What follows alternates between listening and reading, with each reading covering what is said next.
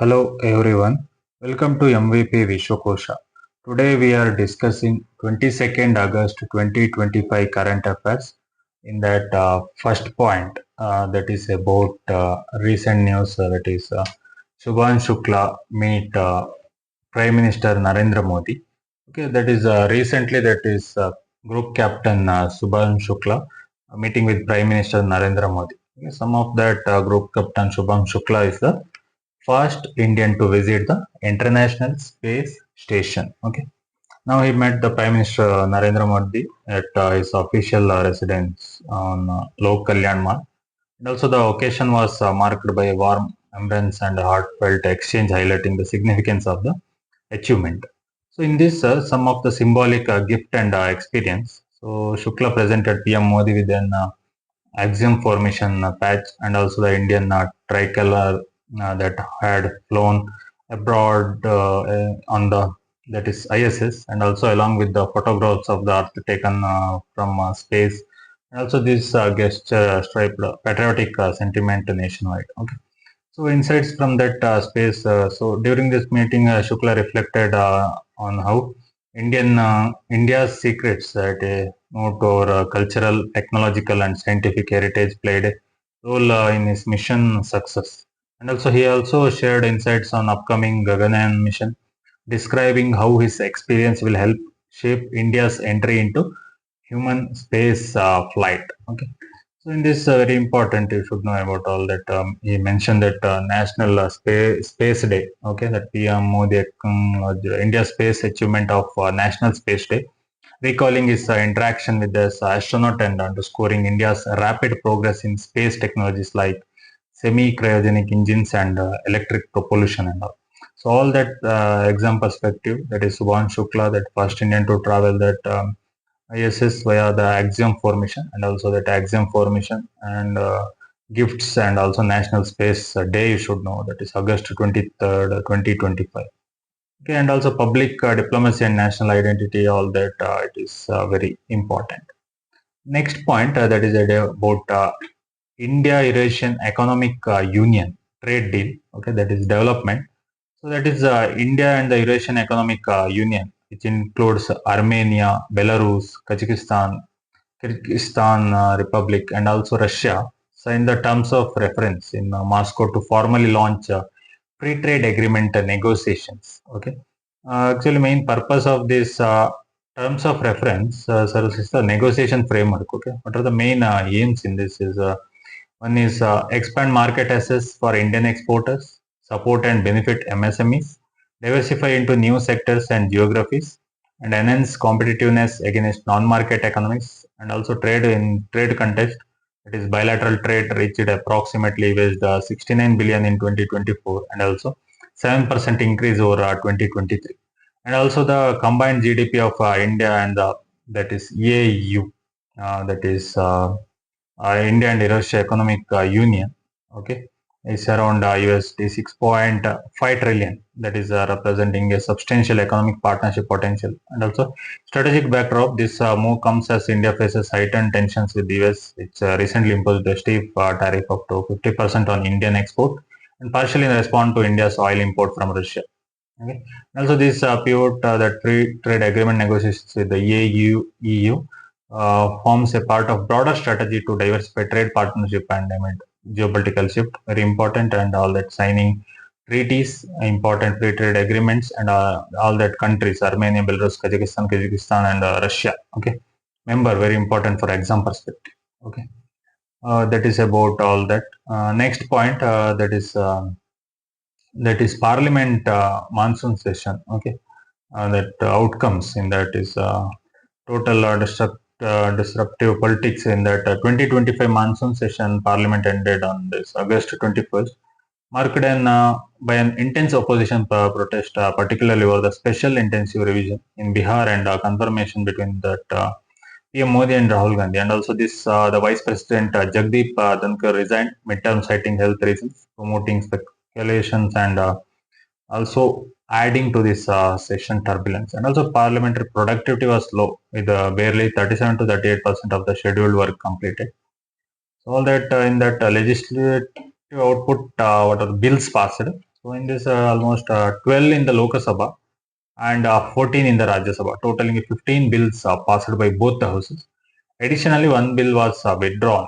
Okay, notable enactment include reforms in taxation, sports, shipping and maritime laws, and online gaming regulations. And also the promotion and regulation of online gaming bill 2025 was issued through amid heavy protest and no debate. Okay. And also a major constitutional amendment, that is 130th amendment bill, was introduced stipulating that the PM, chief minister or ministers detained for 30 days must resign or face automatic removal. All that articles related to that is important. Okay.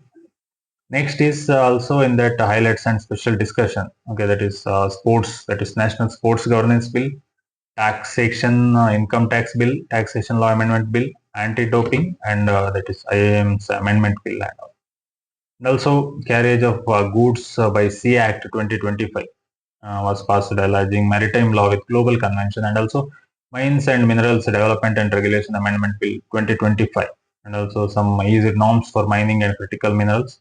And also parliament held a special discussion on Operation Sindhu, the response to a terrorist attack in Pahalgam, illustrating the session focus on national security. So all these bills passed and all the key bills very important, and productivity, all that vice president related issue and special topics, all that is very important. Next news that is about recent that is 9 new species that recorded at Thattekad Bird Sanctuary. Okay, that is actually located in Kerala. A recent 3-day faunal survey at Thattekad Bird Sanctuary in Kerala has significantly enriched our understanding of its biodiversity. The survey, jointly conducted by Kerala Forest Department and the Travancore Nature History Society, involved around 30 expert and forest staff, at almost covering various habitats and elevations within the 25-kilometer square, okay, kilometer square sanctuary, and it adopted a multi-tax approach, butterflies, and also ordinates, amphibians, and more, to capture ecological richness.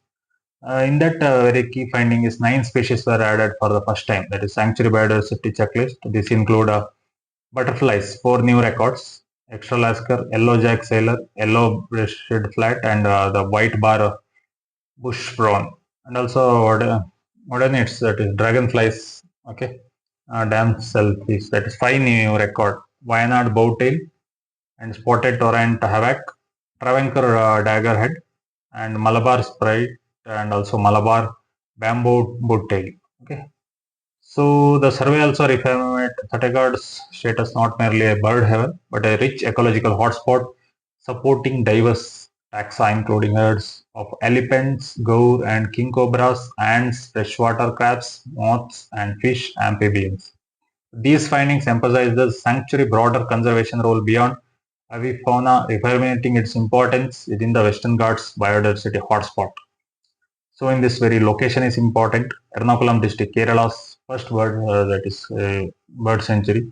All that new records, 9 species. Okay, and also survey organizers, sanctuary sites, sanctuary significance, and all. Okay, and also conservation beyond all that. Okay, that is about the record sanctuary and all.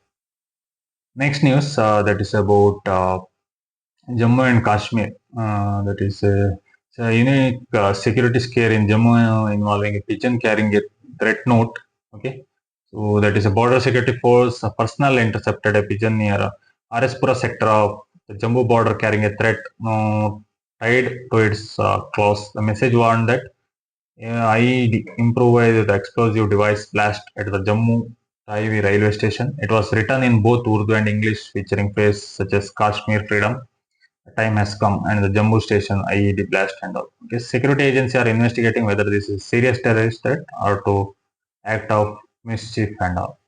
So some of that they have to take some immediate actions, right? So security of Jammu and Tayo railway station was intensified immediately. Authorities deployed bomb disposal teams, sniper dogs, and local police, and beefed that patrolling adjustment rail tracks and station premise. The aim was to rule out any potential danger and ensure public safety. Strategical implications. So in this thought to be the first known instance of a pigeon being used to deliver a terror threat in the region. And also report suggests it may reflect a cross-border tactic. Even similar incident like balloons and messages previously used in misinformation campaigns. And also intelligence agencies have heightened vigilance as they probe the origin credibility of the message and all. Okay, so that is about recent news. Next news that is about Uttarakhand's minority education bill. Okay, so in Uttarakhand legislative development, so that is cultural and educational rights of minorities. So Uttarakhand Minority Educational Institution Bill 2025 is the cabinet approved that Minority Education Institution Bill 2025. So it is a landmark step extend minority status that is beyond Muslim to include that Sikhs, Jains, Christian, Buddhist, and Parsi. So this bill mandated the repeal the Uttarakhand's Madrasa Education Board Act 2016 and the Arabic and Persian Madrasa Recognition Rules 2019, okay, that effective from July 1, 2026.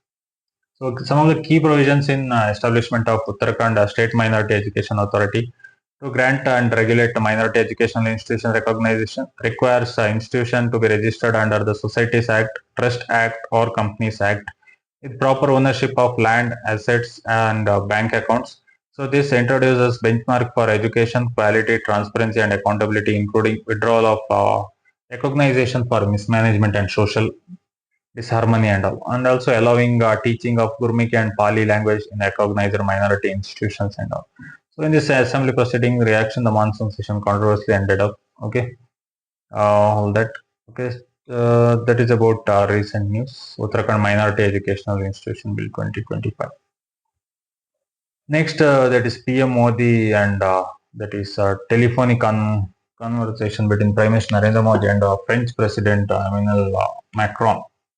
Okay, so that is recently that is President Emmanuel Macron and Prime Minister Narendra Modi held a significant telephonic conversation concerned that global conflict coordination and okay, and also that is they aligned their position on the conflict in Ukraine, discussing just and a lasting peace with the robust security guarantee for Ukraine and Europe. Also, discussion also extended to efforts for peaceful resolution in West Asia, including the ongoing situation in Gaza, and also Macron briefed Modi on the outcome of the recent high-profile meeting in Washington among European, US, and Ukraine leaders. So strategically and economic partnership is very important. Both leaders resolved to deepen economic exchange and reinforce their strategic partnership across sectors. Areas of joint focus include trade, defense, civil nuclear cooperation, technology and energy, and also they reaffirmed commitment to cooperation, particularly with upcoming global leadership roles. It is France G7 presidency and India's BRICS presidency in 2026. Also, Macron also supported an early conclusion of the India-European Union Free Trade Agreement. Okay, all that Prime Minister Narendra Modi and President Emmanuel Macron relationship related to the country's relation. Okay, and also main in that peace in Ukraine and West Asia and coordination ahead of G7, that is France, BRICS, India 2026, and also multi-sectoral strategic and economic cooperation and India-European Union Free Trade Agreement and global leadership and multilateralism, strategic autonomy through partnership, all that very important. Next news that is recent sixth high-level meeting. Okay, that is between Indian Coast Guard and Vietnam Coast Guard, focusing on enhancing maritime cooperation. So in this sixth high-level meeting between Indian Coast Guard and Vietnam Coast Guard, held on August 2025 in Hanoi under the framework of the 2015 MOU of Coast Guard cooperation. So co-chaired by Additional Director General Anand Prakash Bajola and Major General Wah Trung King. The meeting focused on strengthening collaboration in maritime search and rescue, maritime law enforcement, maritime pollution response, capacity building. Also, a prominent topic was talking transnational maritime crimes, including smuggling, human trafficking, illegal fishing, piracy, and arms proliferation. Okay, and also both sides pledged to expand joint operations and institutional exchange, ships visits, training programs, and sharing of best practice to enhance operational interoperability and mutual trust.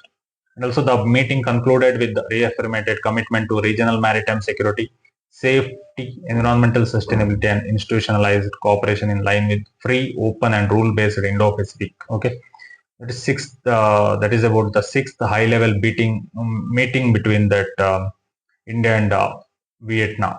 Okay. Next news that is about that is Agni 5 missile test. Odisha, okay, successfully test fired.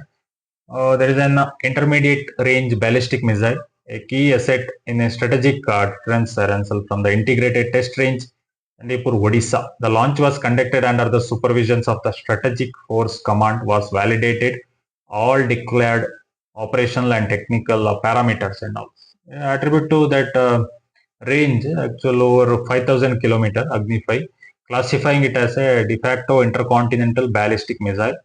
Purpose: strengthen India's credible minimum deterrence, reinforcing its no first use nuclear policy and technology, all that canister based road mobile and later version equipped with the multi independently targetable re-entry vehicle technology and then second strike capabilities and all. Okay, all that very important. The Strategic Force Command Agni 5 missile and over 50,000 km range, significance, validated operational and technical parameters, nuclear capable, all that is very important. Next point, that is last point on related to Jaishankar's Russia visit. So recent visit in that some of that Jaishankar's Moscow visit and its outcome, that is strategic partnership, reinforced that Jaishankar reaffirmed the special and privileged strategic partnership between India and Russia. And also he met with President Vladimir Putin and Foreign Minister Sergei Lavrov and also Deputy Minister Denis Androv, engaging in comprehensive bilateral discussion across political, economic, and global policy domain. Trade and economic and strategic coordination, that chaired 26th India-Russia Intergovernmental Commission session focusing on removing trade barriers, improving connectivity, and setting an economic cooperation roadmap until 2030. Also emphasizes concluding India-EU free trade agreement early to support mutual trade, target USD 100 billion by 2030. Okay. And also energy and oil resilience amid the Western pressure. Despite looming US sanction and tariff Indian import, both countries committed to continue energy cooperation. Okay, and also that is Jaishankar defend India's energy ties are pushing back to external criticism and emphasizing national interest, and also correcting trade imbalance or diversifying export. Jaishankar highlighted the expanding trade deficit now around USD 58 to 9.9 billion, largely due to oil imports. So proposed boosting Indian export in pharmaceutical, agriculture, and textile to redress imbalance. So financial linkage and currency strategy. Okay, all that is sessions. Both sides explore the ruble payment mechanism and expanded LNG, liquefied natural gas trade, aiming to reduce reliance on third-party currency and all.